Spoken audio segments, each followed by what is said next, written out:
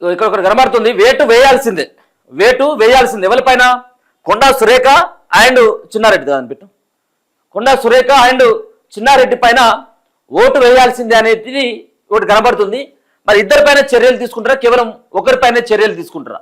దీనిలో రెండు రకాలైనటువంటి అంశాలు కనబడుతున్నాయి. ఒకటేమో ఒకవేళ కనుక కొండా సురేఖ పైనే చర్యలు తీసుకున్నట్టయితే ఉంటే ఒక బీసీకి అన్యాయం జరిగింది పార్టీలో అన్నటువంటి ఒక లైన్ని బీసీ సంబంధించినటువంటి ఇంటెలెక్చువల్స్ అంతా కూడా దీన్ని పైన వాళ్ళు తిరగబడేటువంటి అవకాశం ఉంటుంది. దీంట్లో చిన్నారెడ్డి అంశం కూడా ఉన్నది కదా, వనపర్తికి సంబంధించినటువంటి వ్యక్తి, అలాగే ప్రణాళిక సంఘం ఉపాధ్యక్షుడైనటువంటి చిన్నారెడ్డి.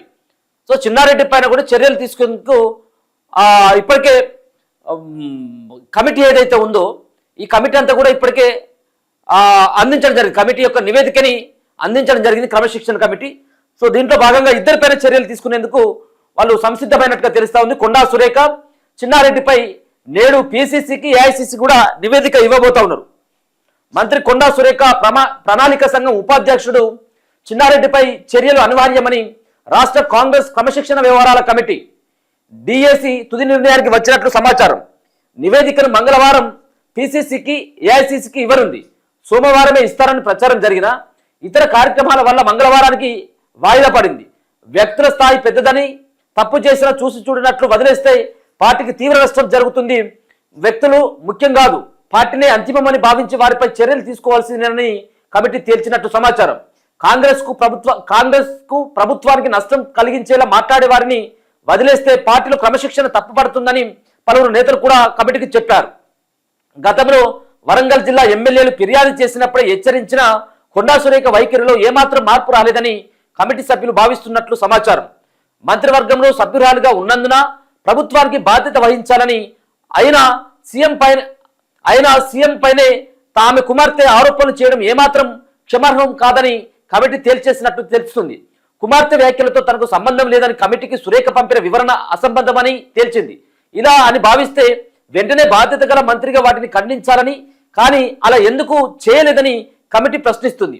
అంటే ప్రభుత్వంతో తనకు సంబంధం లేదన్నట్లుగా కొండా సురేఖ వైఖరి ఉందని, అలాంటి ఆమెకు మంత్రివర్గంలో కొనసాగే నైతిక అర్హత లేదని పార్టీలో చర్చ జరుగుతున్నది. ప్రతిపక్షాల మాదిరిగా ఆమె కుమార్తె సుస్మిత చేసిన వ్యాఖ్యలు అసత్యాలే కాకుండా పెద్ద వయసులో ఉన్న ప్రకార ఎమ్మెల్యే రేవూరుపై అవమానకర వ్యాఖ్యలు చేయడాన్ని కమిటీ తీవ్రంగా పరిగణిస్తుంది.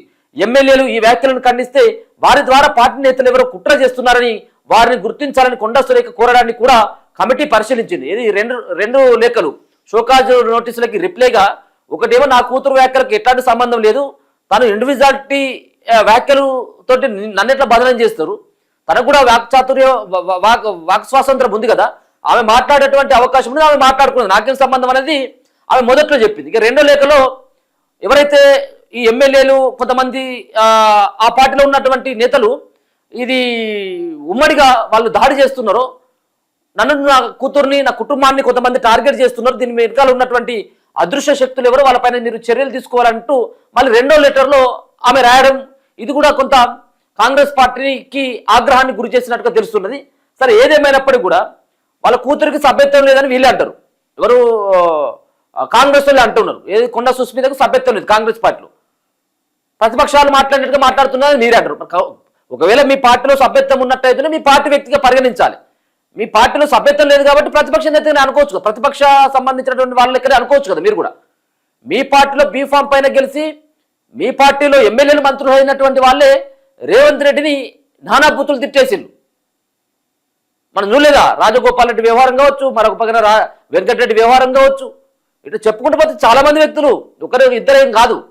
మరి వాళ్ళపైన చర్యలు లేనప్పుడు ఈయన పైన ఎందుకు అనేది ప్రధానంగా వినబడుతుంది. చూడాలి మరి ఏమవుతుంది అనేది. సో ఎమ్మెల్సీలు మీడియాతో మాట్లాడితే వారి వెనుక అదృశ్య శక్తి ఉందని గుర్తించి చర్యలు తీసుకోవాలని కోరిన సురేఖ, సీఎంను పార్టీని అప్రతిష్ట పాలు చేసేలా తన కుమార్తె మాట్లాడడం వెనుక ఎవరైనా ఉన్నారా లేదా అనేది ఎందుకు గుర్తించలేకపోయారని, ఒకవేళ గుర్తిస్తే ఎందుకు బయటకు చెప్పడం లేదని కొందరు నేతలు పార్టీకి ఫిర్యాదు చేసినట్టు సమాచారం. సో చిన్నారెడ్డికి పదవిలో కొనసాగే నైతిక అర్హత లేదు, సో కమిటీ ఆల్రెడీ నిర్ణయం తీసుకున్నది అనేది తెలుస్తున్నది. కానీ 40 ఏళ్లుగా కాంగ్రెస్ పార్టీలో ఉన్నటువంటి చిన్నారెడ్డి పైన సో ఈ విధమైనటువంటి నిర్ణయాన్ని తీసుకుంటారని చెప్పేసి నేత అనుకోవట్లేదు. ఆయనను కూడా పార్టీ నుంచి బయటకు పంపించేటువంటి అవకాశం ఉంటుందా అంటే 100% ఉండకపోవచ్చేమో. సో వాళ్ళ అభిప్రాయం ఎట్లా ఉన్నప్పటికీ నువ్వు ఏ క్రమశిక్షణ కమిటీ ఏ కమిటీ ఎన్ని నివేదికలు ఇచ్చినప్పటికీ సో ఆయనకున్నటువంటి పరిచయాలు కావచ్చు, పార్టీల్లో వాస్తవంగా కూడా చిన్నారెడ్డి ఆయన మొదటి నుంచి కూడా కాంగ్రెస్ పార్టీ ఎక్కడ కూడా కండవలు మార్చలేదు. అటువంటి వ్యక్తిని కాంగ్రెస్ పార్టీ అంత ఈజీగా వదులుకుంటుందంటే అది చాలా పెద్ద ప్రశ్నే. అది చిన్నారెడ్డి కూడా మంత్రి స్థాయి పదవిలో ఉండి పార్టీ టికెట్లను అమ్ముకున్నారనడం కూడా క్షమార్హం కాదని, పార్టీ టికెట్లు అమ్ముకున్నారంటేనే మీకు అంత పెద్దగా నొప్పి వచ్చినప్పుడు పార్టీ టికెట్లు అమ్ముకున్నారని చిన్నారెడ్డి అన్నాడు. అమ్ముకునేటువంటి లేవా? ఆయన మాట్లాడిన దాంట్లో వాస్తవం ఉన్నాయి కదా, అమ్ముకున్నటువంటి లేవా? బొచ్చడు ఉన్నాయి. సరే ఏదో ఉన్నప్పటికి కూడా అమ్ముకున్నారు అని చెప్పేసి ఆయన అన్నాడు. అంతెందుకు పిసిసి పదవి రావడానికి రేవంత్ రెడ్డి 50 కోట్ల రూపాయలు ఏమో ఇచ్చి కొనుక్కున్నాడు అని చెప్పేసి రాజగోపాల్ రెడ్డి మాట్లాడింది కదా. మీ ముఖ్యమంత్రి రేవంత్ రెడ్డి పైన పిసిసి పదవిని కొనుక్కున్నాడని చెప్పేసి ఆయన మాట్లాడితే ఆయన పైన ఎందుకు చర్యలు తీసుకోలేదు మరి? సో ఆయన కూడా ప్రభుత్వ పదవిలో కొనసాగే నైతిక అర్హత లేదని కమిటీ అభిప్రాయపడ్డట్టు సమాచారం. చిన్నారెడ్డి గతంలో రాష్ట్ర కాంగ్రెస్ క్రమశిక్షణ వ్యవహారాల కమిటీ చైర్మన్ గా కూడా పనిచేసినందున ఇతర నేతలకు ఆదర్శంగా ఉండాల్సింది పోయి ఇలా వ్యవహరించడం ఏమాత్రం తగదని కమిటీ భావిస్తుంది. వీరిద్దరిపై చర్యలు తీసుకోకపోతే ఇతరులకు భవిష్యత్తులో సమాధానం చెప్పలేని పరిస్థితి వస్తుందని కూడా కమిటీ గట్టిగా భావిస్తుంది. సోమవారం committee chairman Mallu Ravi CM నివాసానికి వెళ్లి మర్యాదపూర్వకంగా కలిశారు. విదేశీ పర్యటన నుంచి తిరిగి వచ్చిన సందర్భంగా సీఎంను కలిసినట్లు ఆయన తెలిపారు. పార్టీలో జరుగుతున్న పరిణామాలపై కాసేపు ముచ్చటించినట్లు తెలిపారు. సో ఏదైనప్పటికీ కూడా ఈ అంశాల పట్ల రేవంత్ రెడ్డి ఇక్కడ కూడా స్పందించలేదు. ఏమున్నప్పుడు కూడా కమిటీ చూసుకుంటుంది, పార్టీ చూసుకుంటుంది అన్నటువంటి ఒక లైన్ మాత్రం చెప్పడం జరిగింది. అది కూడా చివరిలో ఒకటే సంబంధించినటువంటి ఒక 10 సెకండ్ల ఆ వాయిస్ వినబడ్డది. ఎక్కడ కూడా ఏం మాట్లాడలేదు. కేవలం ఆయన యొక్క యూకే పర్యటన అలాగే అమెరికాకు సంబంధించినటువంటి పర్యటన క్యాన్సిల్ సంబంధించినటువంటి దానిపైన మాత్రమే మాట్లాడడం జరిగింది.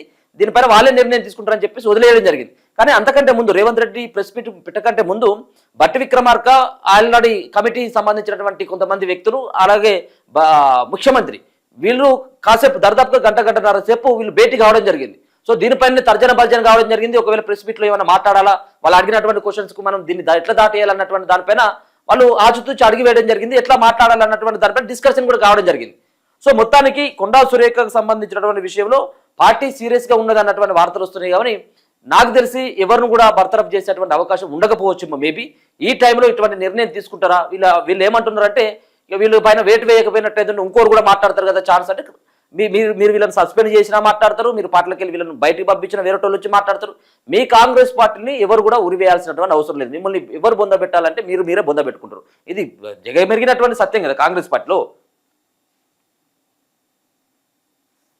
సో ఇది ఇద్దరి విషయంలో కమిటీ ఇచ్చినటువంటి రిపోర్ట్ ఆధారంగా ఎట్లాంటి నిర్ణయం తీసుకుంటారని మనం భవిష్యత్తులో చూడాలి.